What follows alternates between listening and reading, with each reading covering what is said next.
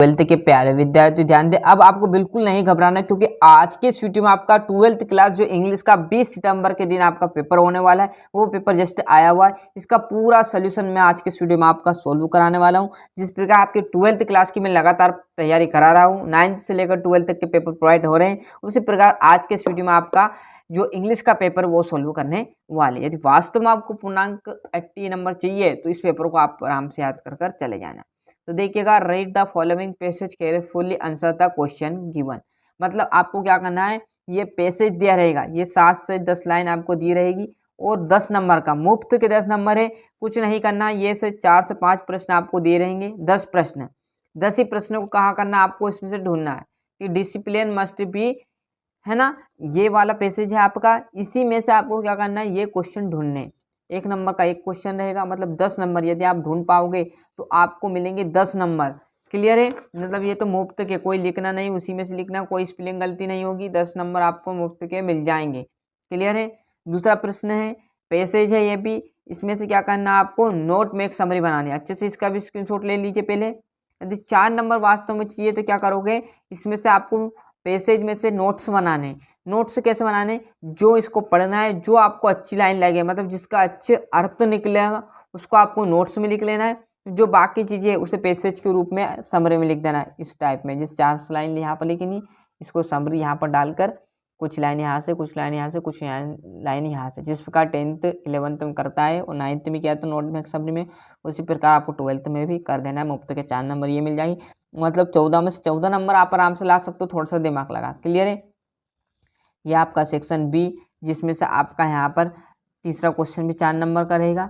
5वें में पता है आपको एप्लीकेशन और लेटर आते हैं, तो आपने करा होगा, write an application to your principal, issue some books from the book bank. मतलब बुक बैंक आपके पास नहीं है, मतलब बुक नहीं है, तो आप बुक बैंक से बुक लाओगे। क्लियर है। तो ये एप्लीकेशन बहुत ही सिंपल है, चाहो तो आप लेटर कर सकते हो। मुझे पता आपने लेटर तो नहीं किया होगा, पर मैंने चैनल पर डाले हुए लेटर भी और एप्लीकेशन भी, यदि चाहो तो वहाँ पर सरल भाषा में मिल सकता है और याद कर लिया होगा आपने। क्लियर, क्योंकि 10th क्लास में पढ़ कर आए हो।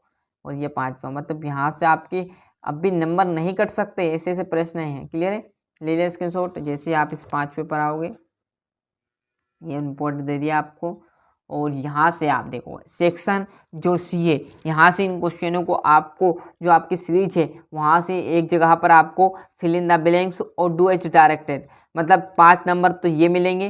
क्लियर है, आपको कम से कम 7 दिए, इसमें से आपको 5 सही करना है।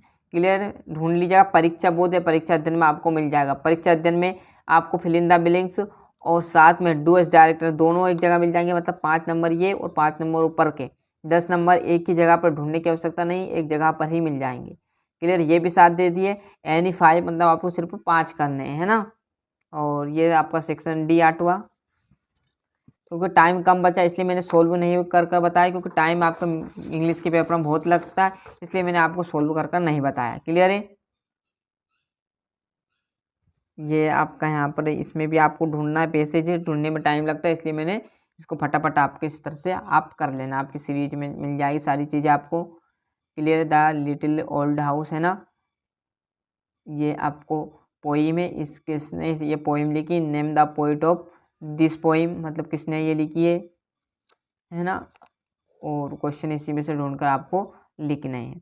आगे बात समझ में। और जैसे हम पेज पलटेंगे तो आपके 10वें क्वेश्चन, सॉरी 90 का बी भी है, 4 नंबर 90 ए का आएगा, और जो 9वां प्रश्न उसमें बी भी है। ऐसा नहीं है अथवा, उसका अथवा नहीं है, ये अगल से 4 नंबर इसके और मिलेंगे आपको। इसमें से भी क्या करना है, ये आपको और पोइम है, इसी में से आपको ये क्वेश्चन ढूंढकर आंसर लिखना है। प्रत्येक आपका 1 नंबर का रहेगा, 4 नंबर का है, 4 क्वेश्चन आपको दे दिया। क्लियर, ढूंढने को तो आपको इसमें से अच्छे से सारे क्वेश्चन मिल जाएंगे। मैंने कहा ना, ढूंढने का मतलब सरकार खुद आपको पास कराना चाहती है, बस आपको थोड़ा सा दिमाग लगाना है, ढूंढ कर उसमें से क्वेश्चन आपको लिखना है। क्लियर है। बाकी यहाँ से 10वें क्वेश्चन से लेकर 14-15 तक आपके प्रश्न उत्तर आएंगे।